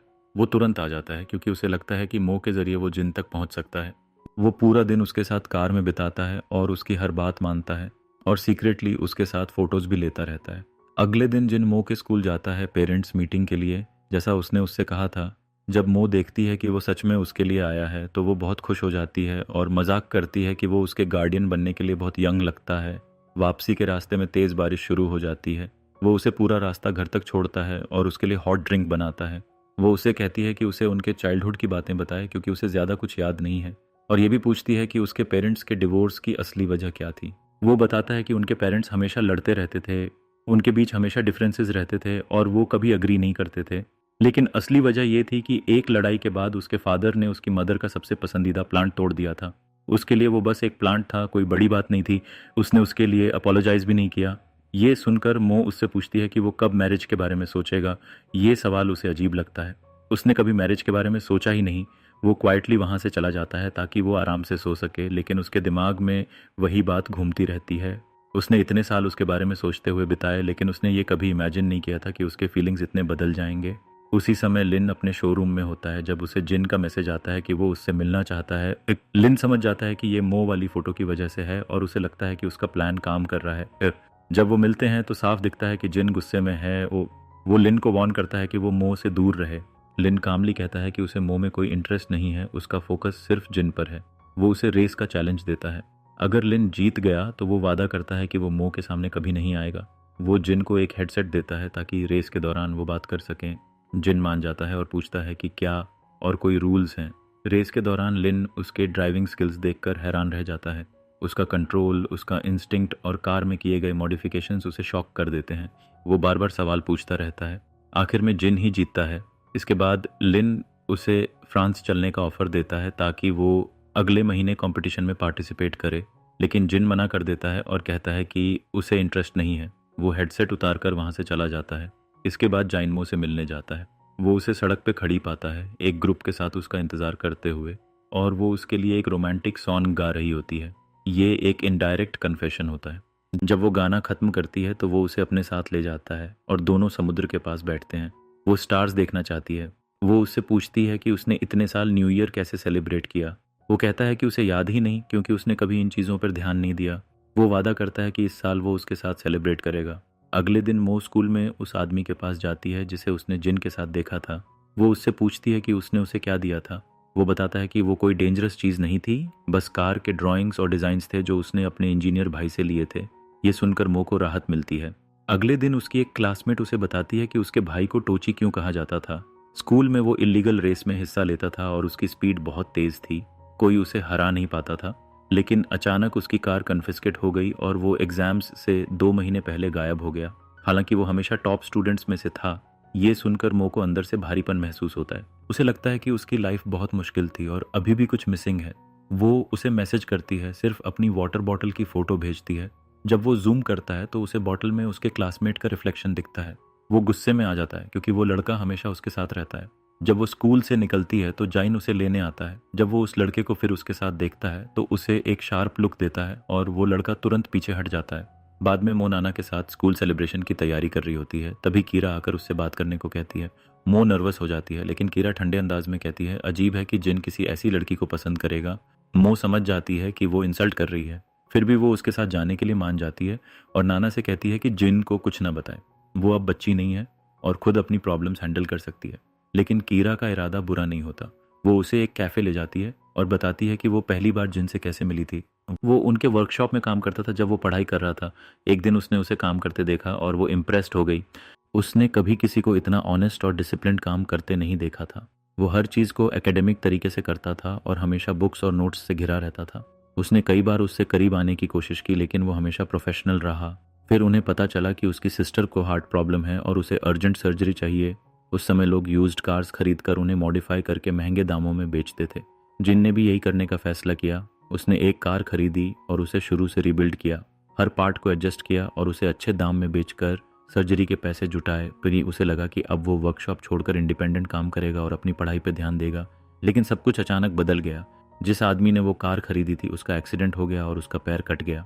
इन्वेस्टिगेशन में कहा गया कि एक्सीडेंट की वजह फॉल्टी मॉडिफिकेशन थी और उस आदमी के फैमिली ने जिन पर केस कर दिया कंपेंसेशन के लिए ही। उसे मजबूरन वापस वर्कशॉप आना पड़ता है ताकि वो खुद पैसे कमाकर कंपेंसेशन दे सके। किरा उसकी मदद करना चाहती थी। उसने अपनी कार तक बेच दी ताकि उसे पैसे दे सके, लेकिन उसने साफ मना कर दिया। जब उसने सारा कर्ज चुका दिया तो वो वहीं वर्कशॉप में रुक गया ताकि और सीख सके। उसकी स्किल्स दिन ब दिन बेहतर होती गई, पर फिर उसे सच्चाई पता चली। एक्सीडेंट उसकी मॉडिफिकेशन की वजह से नहीं हुआ था। असल में किसी ने जानबूझकर कार के साथ छेड़छाड़ की थी। जब उसे पता चला कि जिन वहां से निकलकर खुद का काम शुरू करने वाला है, इसी बिट्रेयल की वजह से उसने वर्कशॉप छोड़ दी और अपना खुद का वर्कशॉप खोल लिया। ये सब सुनकर मो रोने लगती है। उसका दिल टूट जाता है ये सोचकर कि उसने ये सब अकेले सहा और बार बार उसके साथ गलत हुआ। तभी जिन वहां आ जाता है और उसे रोते हुए देखता है। वो थोड़ी ड्रंक भी होती है क्योंकि उसने कीरा के साथ ज्यादा पी ली होती है। वो उसे घर ले जाता है ताकि वो आराम कर सके। दूसरी तरफ बेंग कीरा के पास आता है और वो उसका हाथ पकड़कर उससे अपने प्यार का इजहार करती है। वो खुश हो जाता है क्योंकि वो सालों से उसे सीक्रेटली प्यार करता था, लेकिन फिर वो गलती से उसे जिन कह देती है। उसका दिल टूट जाता है क्योंकि वो सच पहले से जानता था। इसके बाद जिन एस के साथ बैठता है और कहता है कि शायद कीरा ने मो को सब कुछ बता दिया होगा। एस उससे पूछता है कि वो कब अपने फीलिंग्स का सामना करेगा, क्योंकि सबको ये साफ दिख रहा है जब चाइनीज़ न्यू ईयर आता है तो मो वर्कशॉप जाती है ताकि जाइन और उसके दोस्तों के साथ सेलिब्रेट कर सके। जब वो देखता है कि उसके हाथ ठंडे हैं तो वो उन्हें पकड़कर अपनी पॉकेट में डाल देता है ताकि गर्म हो जाएं।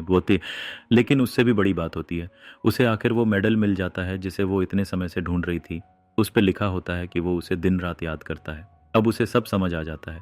उसका नाम दिन का मतलब रखता है और उसका नाम रात का। उस रात वो बहुत खुश होती है क्योंकि उसने कभी नहीं सोचा था कि वो भी उसे उसी तरह प्यार करता है।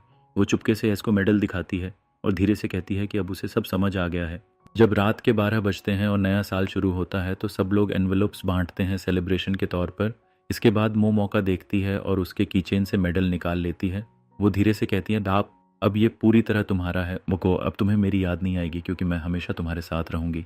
जब वो उसे अग्री करते देखती है तो वो और आगे बढ़ती है।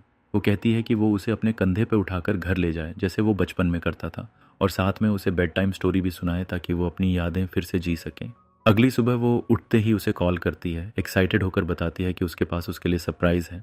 लेकिन वो कहता है कि सरप्राइज़ तो उसके पास है, वो 1 घंटे से उसके घर के बाहर खड़ा है। वो जल्दी से तैयार होकर बाहर भागती है ताकि उसे इंतज़ार ना करना पड़े। वो उसे एक खाली रोड पे ले जाता है। वो उसे दिखाना चाहती है कि उसने ड्राइविंग में क्या सीखा है। वो टायर्स से ज़मीन पे एक हार्ट बनाती है। ये देखकर वो बहुत इमोशनल हो जाता है। उसने ये सब सिर्फ उसके लिए सीखा था। इसलिए वो पूछता है कि उसे ये किसने सिखाया, लेकिन वो डिटेल्स नहीं बताती। वो बस कहती है कि किसी खास ने उसकी मदद की। फिर वो उसे कार में बैठने को कहता है और खुद उसके लिए हार्ट बनाता है। 2 हार्ट्स आमने सामने, बिना शब्दों के, एक कन्फेशन जैसा। इसके बाद वो उसे एस के पास ले जाता है ताकि वो साथ में न्यू ईयर फेस्टिवल जा सकें। रास्ते में उन्हें एक पेड़ दिखता है जिस पर लोग अपनी विशेष लटकाते हैं। एस मजाक करता है कि प्यार करने वालों की विशेष जल्दी पूरी होती है। वो इसे परफेक्ट मौका समझती है। वो अपनी विश लिखती है और पेड़ पर टांग देती है। कुछ देर वहीं खड़ी रहकर उसे देखती रहती है जैसे इससे वो जल्दी पूरी हो जाएगी। बाद में भीड़ में चलते हुए वो धीरे से उसका हाथ पकड़ लेती है। वो कहती है कि भीड़ ज़्यादा है और वो उसे खोना नहीं चाहती। बाहर से वो कुछ नहीं कहता लेकिन अंदर से बहुत खुश होता है। अब वो अपने फीलिंग्स छुपा नहीं रही। तभी परेशानी सामने आ जाती है। उनका सामना कीरा, उसके फादर और उनके आदमियों से होता है। सड़क खाली होती है, इसलिए ये कन्फ्रंटेशन का सही मौका होता है। जब से उन्हें पता चला कि जाइन रेस के फाइनल में पहुंच गया है, वो उसे रोकना चाहते हैं। अगर वो जीत गया तो वो कीरा के फादर के बराबर हो जाएगा और फिर कोई उसे चैलेंज नहीं कर पाएगा। कीरा का फादर मो को देखता है और समझ जाता है कि जिन उसके करीब है। वो उसे कहता है कि अगर वो उसकी बेटी के अलावा किसी और से प्यार करेगा तो वो उसे अपना नहीं मानेगा। लेकिन जिन को फर्क नहीं पड़ता। वो जानबूझकर एमओ का हाथ और कसकर पकड़ लेता है जैसे अपना जवाब दे रहा हो। वो अब अपने फीलिंग्स छुपाना नहीं चाहता। कीरा का फादर अपने आदमियों को अटैक का इशारा देता है, लेकिन उसी समय एस टूरिस्ट्स के साथ वहां आ जाता है और वो लोग आउटसाइडर्स के सामने फाइट नहीं करते। उस रात कीरा जलन में पागल हो जाती है और गुस्से में चीजें तोड़ती है। बिंग उसे शांत करने की कोशिश करता है लेकिन वो उसे भी मार देती है। वो उसे सब कुछ निकालने देता है और फिर उसके घायल हाथ साफ करता है। जब वो ख़त्म करता है तो वो उसे देखकर कहती है, कोशिश मत करो, तुम कभी उसकी जगह नहीं ले सकते। ये सुनकर वो टूट जाता है। वो सीधा जिन के पास जाता है और उससे बात करने की कोशिश करता है, लेकिन जिन उसे रोक देता है और कहता है, अब मेरे पास कोई है जिसे मैं प्रोटेक्ट करना चाहता हूँ। मुझे बेवजह की प्रॉब्लम्स में मत डालो। अगली सुबह मो नींद से उठती है, बिखरे हुए बालों के साथ कैजुअली बाहर आती है और पूछती है कि ब्रेकफास्ट में क्या है, लेकिन सामने जाइन खड़ा होता है। वो शर्मिंदा होकर वापस कमरे में भागती है, जल्दी से कपड़े बदलती है, ज़्यादा मेकअप लगा लेती है और फिर ऐसे बाहर आती है जैसे कुछ हुआ ही नहीं।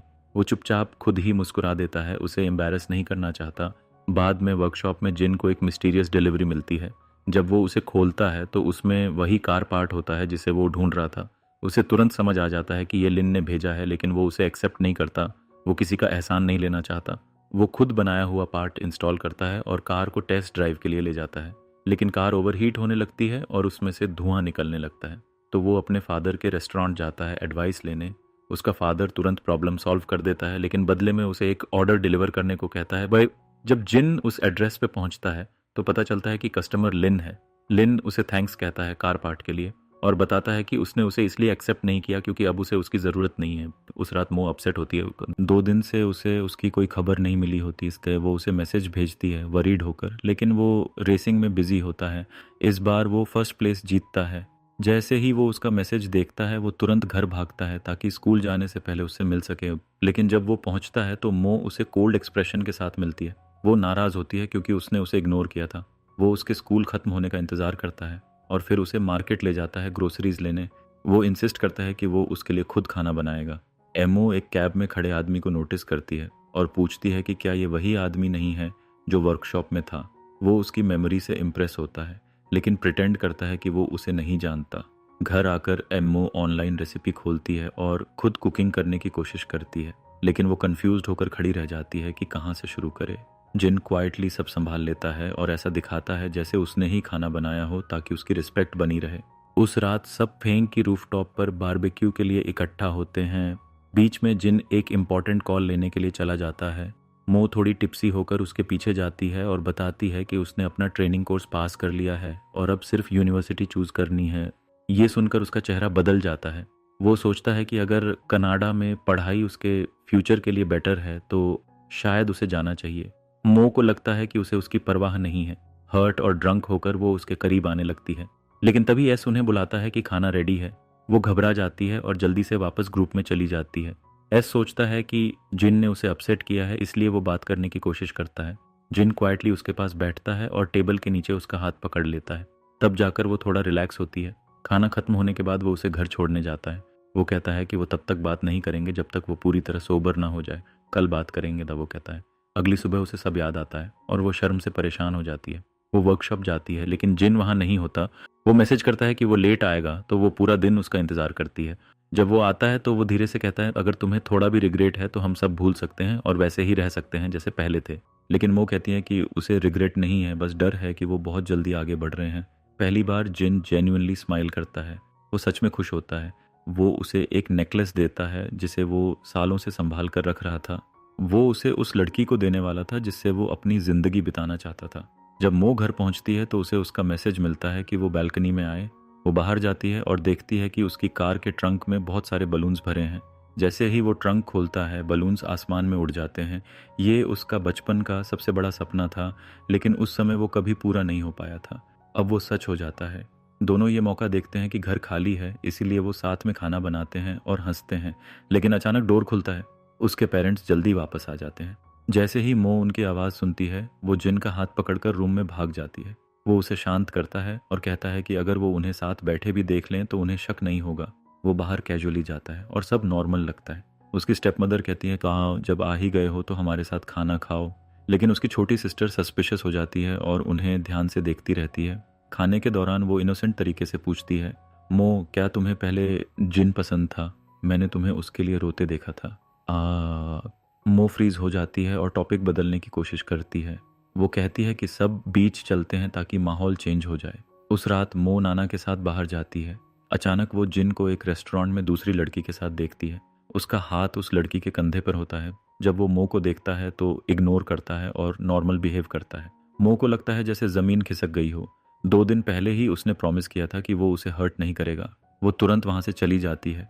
जिन समझ जाता है कि सिचुएशन खराब हो गई है और उसके पीछे जाता है, लेकिन कैप वाला आदमी उसे रोकता है और इशारा करता है कि प्लान खराब मत करो। एमो सड़कों पर रोती हुई घूमती रहती है और सारी यादें याद करती हैं। जब जिन अपना काम खत्म करता है तो वो उस मिस्टीरियस आदमी से मिलता है और उसे सारी इन्फॉर्मेशन देता है। वो आदमी पूछता है कि क्या उसकी लाइफ बदल गई है और क्या वो अब पीछे हटना चाहता है। जिन साफ कहता है कि वो तब तक नहीं रुकेगा जब तक उनका गोल पूरा नहीं होता। बाद में वो एमो का इंतजार करता है। जब वो उसे देखती है तो गुस्से में उसे मारने लगती है और रोती रहती है।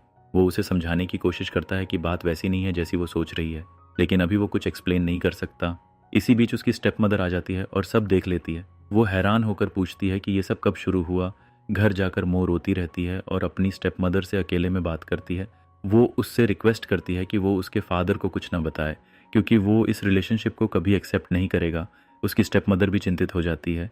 वो कहती है कि अगर उसकी मदर को पता चला तो बहुत बड़ा प्रॉब्लम हो जाएगा। वो समझाती है कि वो जिन को खुश देखना चाहती है, लेकिन ये रिलेशनशिप सिर्फ मुश्किलें ही लाएगा।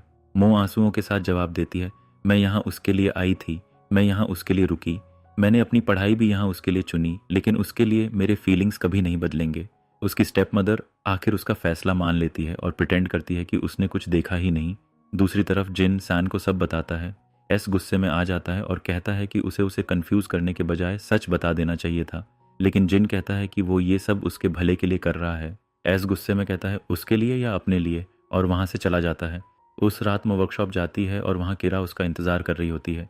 किरा खास तौर पर उससे मिलने आई होती है क्योंकि वही जिन को रेस से हटने के लिए मना सकती है। अगर वो रेस जारी रखता है तो वो खतरों में फंस जाएगा और उसकी जान भी जा सकती है। मो को सिर्फ एक ही बात की चिंता होती है कि क्या जिन की जान खतरे में है। वो केयरफुली सवाल पूछती है कि रेस का प्राइस क्या है, कौन उसे फंड करता है और रिवॉर्ड इतना बड़ा क्यों है। जिन समझ जाता है कि वो आंसर्स निकालने की कोशिश कर रही है, इसलिए वेग जवाब देता है।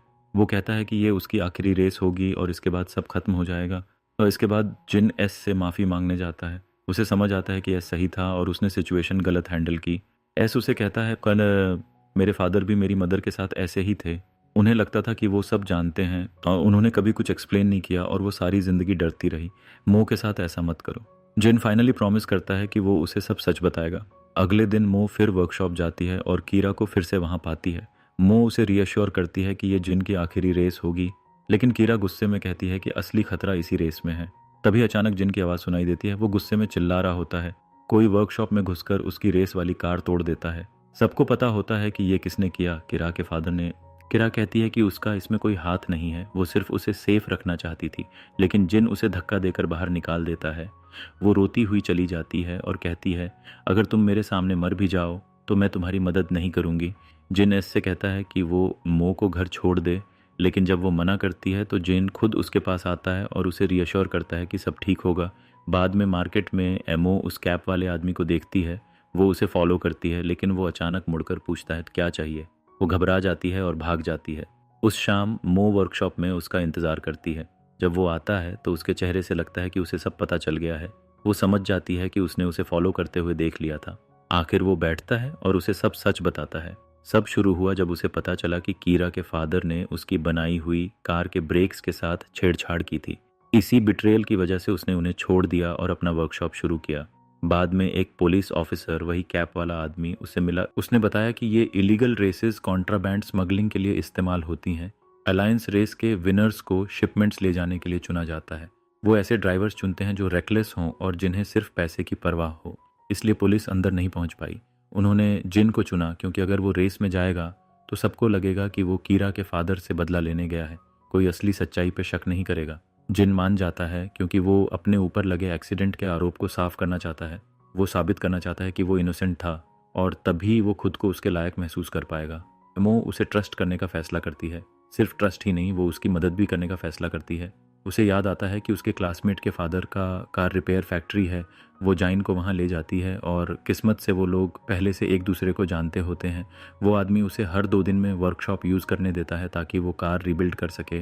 मो हर दिन उसके लिए खाना लाती है, उसे एनकरेज करती है। जब कार तैयार हो जाती है तो जाइन उसे सबसे पहले राइड करवाता है। वो बहुत खुश होती है। वो कहती है कि एक दिन वो चाइना वापस जाएंगे, अपने पुराने घर में रहेंगे और एक सिंपल लाइफ जिएंगे।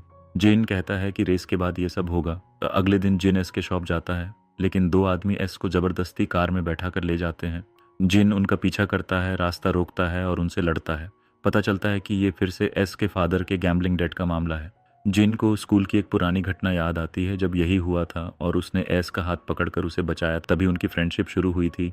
एस अपने सारे पैसे इकट्ठा करता है डेट चुकाने के लिए। उसके फादर को होस्टेज बनाया गया होता है। कोइंसिडेंटली जाइन भी उसे पैसे देने जा रहा था, तो लेकिन जब वो पहुंचता है तो एस जा चुका होता है। वो तुरंत उस पुलिस ऑफिसर को कॉल करता है और मदद मांगता है। वो लोग सही समय पर पहुंच जाते हैं और एस और उसके फादर को बचा लेते हैं। रेस के दिन लिन जाइन को एक सेफ्टी सूट देता है ताकि वो उसे पहनकर ड्राइव करे। जिन उसे सिंसियरली थैंक्स कहता है। लिन हमेशा उसकी मदद करने की कोशिश करता है। उसी समय मो बहुत डर रही होती है। वो उसे कॉल करती है और कहती है कि वो उसका इंतज़ार करेगी। अगर वो लेट हुआ तो वो सच में नाराज़ हो जाएगी। वो पूरा दिन एस के साथ वर्कशॉप में इंतज़ार करती है। वो इमेजिन करती है कि वो विनर बनकर लौटेगा, लेकिन इसके बजाय किम नाम का आदमी आता है। वो ऑफिसर की टीम से होता है। वो कहता है, मेरे साथ चलो, जाइन खतरे में है। शायद उसकी कार के साथ छेड़छाड़ हुई है। सिर्फ तुम ही उसे रोक सकती हो। वो उसे रेस एरिया के पास छोड़ देता है और रास्ता समझाता है। वो दौड़ती है धूल और शोर के बीच। तभी एस अपनी कार के साथ आता है और उसे आगे ले जाता है, लेकिन वहाँ पहुँचने पर किरा और उसके फादर के आदमी रास्ता रोक लेते हैं। एमो उनसे रिक्वेस्ट करती है, अगर मैं उसे नहीं पहुंची तो कुछ बुरा हो जाएगा, मुझे जाने दो। कीरा ठंडे अंदाज में कहती है, अगर तुम उससे इतना प्यार करती हो तो घुटनों पर बैठो। बिना सोचे मो घुटनों पर बैठ जाती है। तब जाकर कीरा उसे जाने देती है, लेकिन तब तक बहुत देर हो चुकी होती है। रेस शुरू हो चुकी होती है। अचानक जाइन को महसूस होता है कि ब्रेक्स काम नहीं कर रहे। कार कंट्रोल से बाहर हो जाती है और घूमने लगती है। मो अपनी आंखों के सामने ये सब देखती है। कार क्रैश करती है, पलटती है और आग में जलने लगती है। उसके लिए सब कुछ रुक जाता है। उसकी नज़र धुंधली हो जाती है। जब वो होश में आती है तो वो वर्कशॉप में होती है। एस उसे बताता है कि अभी तक कोई खबर नहीं है और वो फिर से रोने लगती है और खुद जाकर उसे ढूंढना चाहती है और लेकिन एस उसे रोक लेता है। उसे डर होता है कि उसके साथ कुछ और ना हो जाए। इंतज़ार एक टॉर्चर बन जाता है। अगले दिन वो और सहन नहीं कर पाती। तो वो बाहर निकलकर सबसे पूछती है कि ऑफिसर तक कैसे पहुंचा जाए। जब उसे उसका नंबर मिलता है तो वो उसे कॉल करती है। वो उसे बताता है कि जिन जिंदा है लेकिन सर्जरी में है, एक्सीडेंट बहुत सीरियस था। वो लोकेशन नहीं बता सकता लेकिन अपडेट्स देता रहेगा। ये सुनकर उसे थोड़ी राहत मिलती है। उसी समय उसका स्टेपफादर कॉल करता है। वो कनाडा से वापस आया होता है उसे मिलने के लिए। वो बताता है कि उसकी मदर बीमार है और उसका इलाज चल रहा है। वो उसे बहुत याद करती है और उसकी फ़ोटोज़ देखती रहती है। मो रियलाइज़ करती है कि उसने उसे गलत समझा था और उससे सॉरी कहती है। अब वो डायलेमा में फंस जाती है, जिन के पास रहे या अपनी मदर के पास जाए। लेकिन जिन उससे मिलना ही नहीं चाहता। वो उसके मैसेजेस का जवाब नहीं देता। वो नहीं चाहता कि वो उसे इस हालत में देखे। आखिर वो फैसला लेती है। वो अपनी मदर के पास कनाडा चली जाती है और वहाँ यूनिवर्सिटी ज्वाइन कर लेती है। वो उसे मैसेजेस भेजती रहती है, अपनी लाइफ के बारे में बताती रहती है। वो उन्हें पढ़ता है लेकिन कभी रिप्लाई नहीं करता। एक्सीडेंट में उसकी स्पाइन को नुकसान हुआ होता है। उसे खड़े होने के लिए भी लॉन्ग रिहैबिलिटेशन की ज़रूरत होती है। इस सब दर्द के बीच एक अच्छी खबर आती है। ऑफिसर उसे बताता है कि अलायंस रेस चलाने वाले लोगों को अरेस्ट कर लिया गया है। बिंग गिल्ट में आकर सब सच बता देता है। कीरा के फादर को भी अरेस्ट कर लिया जाता है। वही था जिसने उसकी कार के साथ छेड़छाड़ की थी। जिनको सुकून मिलता है कि उसकी इनोसेंस साबित हो गई, लेकिन उसे डर होता है कि मो अपनी पूरी लाइफ उसके साथ बांध देगी। इसलिए वो उसे मैसेज करता है कि वो कहीं दूर जाने वाला है और अपना नंबर चेंज करेगा। जब सब सेटल होगा तो वो उसे कांटेक्ट करेगा। फिर वो ऐसे कहता है कि उसका नंबर बंद करवा दे और नया नंबर दिलवा दे। 1 साल गुजर जाता है। उसकी हालत बेहतर हो जाती है और वो फिर से खड़ा होने लगता है। वो अपना वर्कशॉप बंद कर देता है और चाइना वापस जाकर अपनी पढ़ाई पूरी करता है।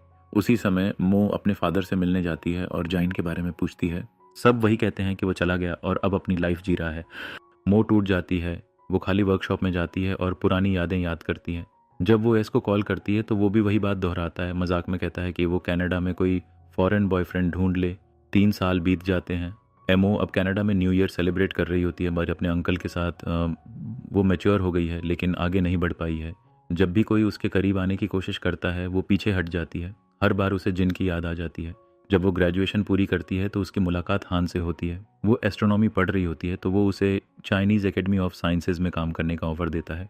वो एक्साइटेड होती है लेकिन कनाडा छोड़ने को लेकर अनश्योर होती है। वो उसे अपने कॉलीग्स से मिलवाता है। बात करते समय एक सुपरवाइज़र उसके नेकलेस को नोटिस करता है। वो बताता है कि ये स्टोन पुराने समय में लॉन्गिंग और इटर्नल लव का सिंबल था। ये सुनकर उसे जिन याद आता है और वो इसे एक साइन मानती है। वो चाइना वापस जाने का फैसला करती है। वो पहले अपने फादर से मिलती है और फिर से जिन के बारे में पूछती है। वो वही पुराना जवाब देता है। उसे महसूस होता है कि वो झूठ बोल रहा है लेकिन वो कुछ नहीं कहती। फिर वो अपने क्लासमेट के फादर के फैक्ट्री जाती है। वो बताता है कि अब वो खुद बिजनेस संभाल रहा है। फिर कैजुअली कहता है कि उसने हाल ही में जिन को देखा था। वो पार्ट्स लेकर आया था और कह रहा था कि वो रेस वाला फेवर चुका रहा है। ये सुनकर मो टूट जाती है। उसके फादर ने उसे झूठ बोला था। जिन ने सबसे अपना वादा निभाया लेकिन उससे नहीं। वो उसका नंबर लेती है लेकिन बाद में सोचती है कि अगर सबने उससे सच छुपाया तो शायद वो उससे बात नहीं करना चाहता। वो डिसाइड करती है कि वो आगे बढ़ेगी। चाइना पहुंचने के बाद हान उसे एक कैफ़े ले जाता है। वो अपने सपने के बारे में बताती है कि वो एक दिन मून नाम का कैफ़े खोलेगी जहां पेड़ होंगे और ऑटम में उनकी खुशबू आएगी। लेकिन अभी उसके कुछ और गोल्स हैं। बाद में वो अपने पुराने घर को खरीदने की कोशिश करती है लेकिन पता चलता है कि वो पहले ही किसी पावरफुल आदमी ने खरीद लिया है। वो इंसिस्ट करती है कि कम से कम उससे मिलवाया जाए। रास्ते में उसे एक डॉग दिखता है जो बिल्कुल उसी जैसा होता है जो वो पहले पालती थी। उसे सारी यादें याद आ जाती हैं। जब एस ने कहा था कि वो डॉग खो गया है और वो रोती रही थी, अब वही डॉग उसके सामने खड़ा होता है। तभी हान उसे कॉल करता है और बताता है कि उसके ड्रीम जैसा कैफ़े खुल चुका है। वो एड्रेस पूछती है और वहाँ जाती है। सब कुछ बिल्कुल वैसा ही होता है जैसा उसने सोचा था। हर डिटेल, हर कॉर्नर। वो समझ जाती है कि ये जिन ने बनाया है। डॉग भी वहीं होता है, यानी वो कभी खोया ही नहीं था। वो एम्प्लॉई से ओनर का नंबर मांगती है लेकिन वो मना कर देती है। वो कहती है कि रोज़ बहुत लड़कियां पूछने आती हैं। अगर वो चाहे तो अपना नाम लिस्ट में लिखवा सकती है। एमओ अपना नाम लिखती है और जिन की दी हुई पेन वहीं छोड़ देती है। बाद में वो कैफ़े की ऑनलाइन पेज देखती है और फ्रीज हो जाती है। उसमें लिखा होता है कि वो मैरिड है और उसके बच्चे भी हैं। वो सोचती है कि क्या वो देर से आई, कुछ दिन बाद वो पेन लेने के बहाने फिर जाती है। एम्प्लॉई कहती है कि ओनर ने पेन रख लिया है, कल आकर ले लेना। अगले दिन वो तैयार होकर जाती है। जैसे ही वो उसे देखती है उसकी आंखों में आंसू आ जाते हैं। सालों बाद वो आमने सामने होते हैं। वो पेन लेती है और कोल्ड बिहेव करती है। वो झूठ बोलती है कि उसकी शादी होने वाली है और उसे शादी में आना होगा। फिर वो उसे अपना नंबर डालने के लिए फ़ोन देती है। घर जाकर वो रोने लगती है। तभी उसे याद आता है कि उसने एस्ट्रोनॉमी इसलिए चुनी थी क्योंकि जिन का सपना था, और जिन ने कैफ़े इसलिए खोला ताकि उसका सपना पूरा कर सके। लेकिन अब मो फ्रस्ट्रेटेड महसूस करती है। हर बार जब वो उससे रिकनेक्ट करने की कोशिश करती है, पुरानी वार्मथ वापस लाने की कोशिश करती है, वो बस शॉर्ट और कोल्ड रिप्लाईज देता है। उसे लगता है जैसे सिर्फ वही उसकी एब्सेंस से सफ़र कर रही है। वो डिसाइड करती है कि अब वो उसे प्रोवोक करेगी। तभी उसे एक आइडिया आता है। हन उसे कॉल करता है और बताता है कि उसने अपनी ट्रिप पोस्टपोन कर दी है क्योंकि उसे एक दोस्त की शादी में जाना है। तुरंत मो को मौका दिखता है। वो इनविटेशन से ब्राइड और ग्रूम की फ़ोटो लेती है, एडिट करती है और ब्राइड की जगह अपना चेहरा लगा देती है। फिर वो फ़ोटो जिन को भेजती है जैसे वो खुद शादी कर रही हो। जिन उस फोटो को देखकर शॉक हो जाता है। तो सब कुछ बहुत अचानक लगता है। वो सोचता है कि वो पोलाइटली रिफ्यूज़ कर देगा क्योंकि वो कैसे उस शादी में जाएगा जहाँ वाउज उसके लिए नहीं है। लेकिन मो उसे सोचने का मौका नहीं देती। वो फिर मैसेज करती है कि उसके फैमिली में से कोई भी नहीं आ सकता और उसका भाई ज़रूर आए। वो उसकी बात मान लेता है। वो गिफ्ट खरीदता है और शादी में जाता है। लेकिन वहाँ जाकर उसे असली ब्राइड की फ़ोटो दिखती है और वो शॉक हो जाता है। तभी मो उससे कॉल करती है तो पूछती है, तो मेरा शादी ना करना गुड न्यूज़ है या बैड? वो उसे टीच करती है कि उसने बस पोस्टपोन किया है क्योंकि उसके बॉयफ्रेंड को काम था। बाद में वो उसके कैफ़े जाती है क्योंकि वो शहर से बाहर होता है। वो डॉग को अपने साथ घर ले जाती है ताकि उसे और प्रोवोक कर सके। वो उसे एड्रेस भेजती है, उम्मीद करती है कि वो तुरंत आएगा।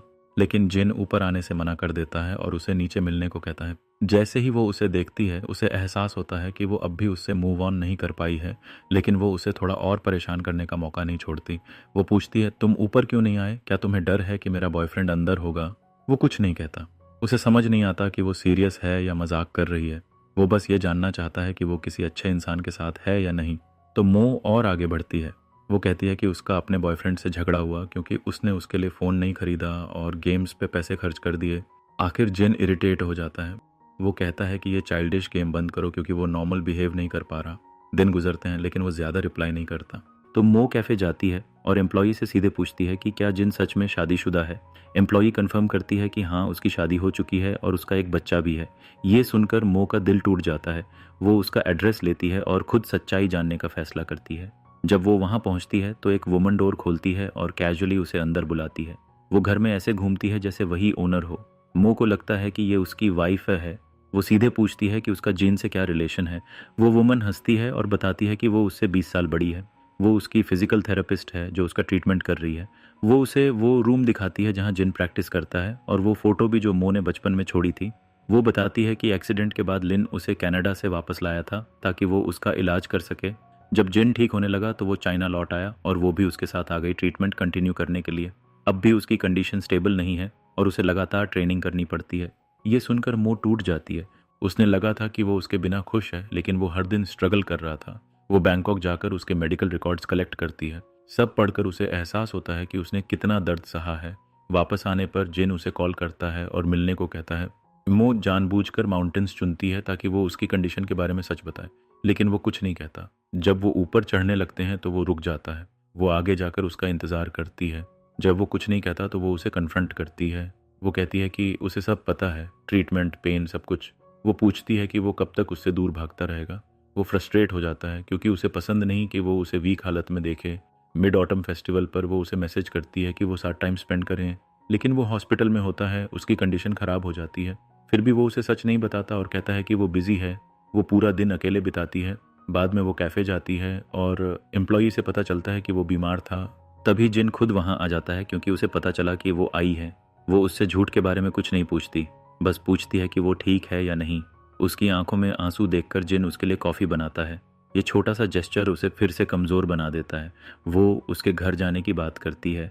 घर जाकर वो किचन में जाता है और खाना बनाने लगता है। वो भी उसके साथ जाती है और बताती है कि उसे खुद कुकिंग सीखनी पड़ी, लाइफ कितनी मुश्किल रही। वो रेंट और बिल्स के बारे में भी बात करती है। वो सुनता रहता है। वो मजाक में कहती है कि शायद उसे उसके साथ ही शिफ्ट हो जाना चाहिए। ये सुनकर वो फ्रीज हो जाता है। उसे पुराने मेमोरीज याद आ जाते हैं, हॉस्पिटल, पेन, डर। वो नहीं चाहता कि वो उसकी ज़िंदगी से बंध जाए। आखिर वो कहता है, हम सूरज और चांद जैसे हैं, हम साथ नहीं रह सकते। ये सुनकर उसका दिल टूट जाता है। वो रोने लगती है क्योंकि वो अब भी उससे प्यार करती है। वो किसी और से शादी करने के बारे में सोच भी नहीं सकती और फिर वो अपना बैग उठाकर वहाँ से चली जाती है। उसी मोमेंट जीन को एहसास होता है कि वो उसके साथ अनफेयर कर रहा है और उसे ज़रूरत से ज़्यादा हर्ट कर रहा है। वो उसके पीछे जाता है और उसे शांत करने की कोशिश करता है। वो प्रॉमिस करता है कि वो उसे अपने सारे मेडिकल रिपोर्ट्स भेजेगा ताकि वो खुद सब समझ सके। फिर वो खुद डिसाइड करे कि वो उसके साथ रहना चाहती है या नहीं। लेकिन एमओ के लिए ये सब मैटर नहीं करता। वो पहले ही वो रिपोर्ट्स पढ़ चुकी होती है। बाद में उसका ऑब्जर्वेटरी जाने का प्लान होता है और अचानक वो देखती है कि जिन उसके सामने खड़ा है। वो खास तौर पे उसका आंसर सुनने आया होता है। वो उसे एक ऊंची जगह पर ले जाती है और आसमान की तरफ इशारा करती है। वो समझाती है कि हर साल सन और मून मिलते हैं और इक्लिप्स बनता है। वो धीरे से कहती है, जब नेचर बदल सकती है तो हम क्यों नहीं। उस पल जाइन को समझ आ जाता है कि उसे इस दुनिया में बस वही चाहिए। उसके बाद वो दोनों उसके कॉलीग्स के साथ डिनर करने जाते हैं। वो उसे अपने बॉयफ्रेंड के रूप में इंट्रोड्यूस करती है। घर लौटने पर मो उसकी टेबल पर मॉडल बिल्डिंग सेट्स देखती है, वही सेट्स जो उसने उसे दिए थे ताकि वो साथ में बनाए। जिन बताता है कि उसने उन्हें 2 बार बनाया, एक यहाँ और एक हॉस्पिटल में, क्योंकि उसे खुद को बिजी रखना था ताकि वो उसकी कमी को भूल सके। ये सुनकर मो का दिल कांप उठता है। जब उसने वो गिफ्ट्स दिए थे उसने ड्रीम्स और मेमोरीज के बारे में सोचा था। उसे नहीं पता था कि सब इतनी जल्दी टूट जाएगा। अगली सुबह जिन जल्दी उठकर ब्रेकफास्ट बनाता है। उसे जल्दी खाना है, सामान पैक करना है और उसे अपने साथ शिफ्ट करना है। लेकिन एमओ बताती है कि उसने पहले ही 2 महीने का रेंट दे दिया है। जिन तुरंत उसे पैसे ट्रांसफ़र कर देता है और कहता है, अब रेंट की चिंता मत करो, आज ही शिफ्ट करते हैं। शाम को वो उसे कैफ़े ले जाता है और अकाउंटिंग बुक उसके हाथ में देता है। वो कहता है कि ये जगह अब उसकी है। उसने ये उसके लिए बनाया था क्योंकि ये उसका सपना था। फिर वो उसे ड्राइवर के साथ घर भेज देता है क्योंकि उसे कुछ काम ख़त्म करना है। अगले दिन एमओ उसकी यूनिवर्सिटी जाती है उसे देखने। अब वो ऑटोमोटिव इंजीनियरिंग का रिस्पेक्टेड प्रोफेसर बन चुका होता है। वो डोर से देखती है कि एक स्टूडेंट उसे कॉफ़ी दे रही है। वो जेलस होकर वापस जाने लगती है, लेकिन जिन उसके पीछे आता है और मुस्कुराता है। जब उसे पता चलता है कि वो जेलस है तो वो सबके सामने उसके कंधे पे हाथ रख देता है, जैसे वो दुनिया को बता रहा हो कि वो अब सिंगल नहीं है। उस रात वो सैन और फोंग के साथ डिनर करते हैं जो अब चाइना आ चुके होते हैं। ये रियूनियन उन्हें पुराने दिनों की याद दिलाता है। घर लौटने पर वो लिन को इंतज़ार करते हुए पाते हैं। तब पता चलता है कि जिन और लिन ने बैंकॉक में एक रेसिंग एकेडमी खोली है, इसलिए जिन को अक्सर ट्रैवल करना पड़ता है। लेकिन इस बार लिन एक और वजह से आया होता है। वो चाहता है कि जिन फिर से रेस करे। एक्सीडेंट के बाद जिन ने ड्राइविंग छोड़ दी थी क्योंकि उसे डर लगने लगा था। लिन उसे सोचने के लिए कहता है। अगली सुबह मो जल्दी में काम पे निकल जाती है और अपने फाइल्स भूल जाती है। जिन उन्हें लेकर भागता है लेकिन बस जा चुकी होती है। उसे बस से स्मोक निकलता दिखता है और वो घबरा जाता है। वो उसे बार बार कॉल करता है लेकिन उसका फ़ोन बंद होता है। वो तुरंत कार लेकर तेज़ी से उसके पीछे जाता है। लकीली बस ड्राइवर खुद ही बस रोक देता है। तभी मो का कॉल आता है और वो बताती है कि वो बस में थी ही नहीं, वो पास के मार्केट में है। जाइन राहत की सांस लेता है और उसके पास जाता है।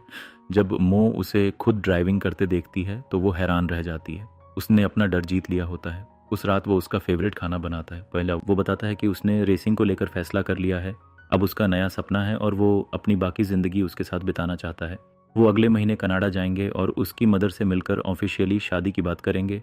मो यकीन नहीं कर पाती कि ये सब सच है, लेकिन जब वो कनाडा पहुंचते हैं उसकी मदर उसे ठंडे तरीके से ट्रीट करती है। वो उससे ठीक से बात भी नहीं करती। आखिर जिन हिम्मत जुटाता है और ट्रेडिशनल गिफ्ट्स निकालकर उससे शादी की परमिशन मांगता है। उसकी मदर उसे टाल देती है और कहती है कि वो थका हुआ है, उसे आराम करना चाहिए। अगले दिन जिन उसे गार्डन में प्लांट्स का ख्याल रखते देखता है। वो उसके साथ क्वाइटली काम करता है और उसे याद दिलाता है कि उसने उसे क्या क्या सिखाया था। धीरे धीरे उसका दिल नरम पड़ जाता है। वो समझ जाती है कि वो बुरा इंसान नहीं है, बस कोशिश कर रहा है। आखिर वो शादी के लिए मान जाती है। जब मो उन्हें साथ देखती है तो वो हैरान रह जाती है। जिन ने उसकी मदर का दिल जीत लिया होता है। वो सब मिलकर चाइनीज़ न्यू ईयर सेलिब्रेट करते हैं। जाने से पहले उसकी मदर उसे एक गिफ्ट देती है। एयरपोर्ट पर जिन उसे खोलता है और उसमें हैंड ग्निटेड स्कार्फ होता है, वही स्कार्फ जो वो बचपन से चाहता था। वो ये देखकर वो इमोशनल हो जाता है। फिर वो रिंग निकालता है और मो को प्रपोज करता है। मो तुरंत हाँ कह देती है। घर लौटकर वो अपने फ्रेंड्स के साथ सेलिब्रेट करते हैं। किरा और हनान भी आते हैं। सब अपनी पुरानी मेमोरीज याद करते हैं और हंसते हैं। शादी के दिन जाइन उसे मोटरसाइकिल पे लेकर जाता है, बस दोनों साथ में अपनी ज़िंदगी के नए सफ़र पर। अब जिन पहले जैसा रेकलेस लड़का नहीं रहा। पहले वो डेंजर में जीता था, फियरलेस और वाइल्ड। लेकिन अब सब बदल गया है क्योंकि अब कोई उसका इंतज़ार करता है, कोई जो उसे संभालता है और सेफ लौटने की वजह देता है। एमओ कहती है कि वो उसकी कमज़ोरी नहीं बनना चाहती, वो उसकी स्ट्रेंथ बनना चाहती है, उसका गाइड जो हर मुश्किल रास्ते में उसके साथ खड़ी रहे। जिन कहता है कि जब उसने रेसिंग छोड़ी थी उसे लगा था कि लाइफ अब बोरिंग हो जाएगी, लेकिन फिर उसे मो मिल गई और जब तक वो उसके साथ है उसकी ज़िंदगी हमेशा खूबसूरत सरप्राइज से भरी रहेगी। बाइक पर चलते हुए मो आगे के रास्ते को देखती है और फिर उससे पूछती है, मिस्टर जाइन, क्या आप पूरी ज़िंदगी मेरे साथ बिताना चाहेंगे? जिन मुस्कुराता है और कहता है हाँ। उस पल ऐसा लगता है जैसे वो पहले ही शादीशुदा हों, दो लोग, एक ही रास्ता, एक ही मंजिल चुनते हुए। मो सोचती है कि पहले जिन हमेशा अकेला जाता था और अकेला ही लौटता था, लेकिन अब नहीं। अब वो जहाँ भी जाएंगे साथ जाएंगे और उनकी मंजिल होगी उनका शेयर्ड फ्यूचर। और इसी के साथ ये कहानी खत्म होती है।